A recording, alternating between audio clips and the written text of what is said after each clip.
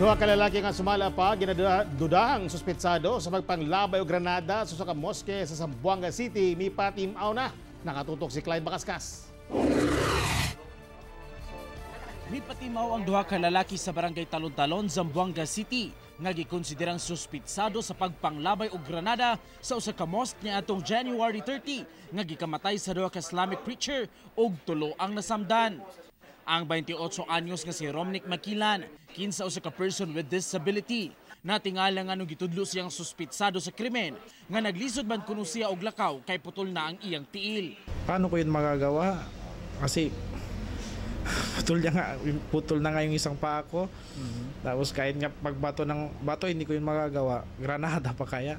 Gitudlo usab si Arnold de los Reyes, kinsa driver sa motorsiklo, nga sumala pa, miiskapo human sa insidente.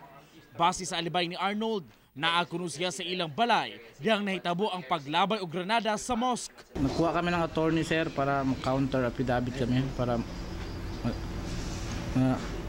makuha namin problema namin, sir.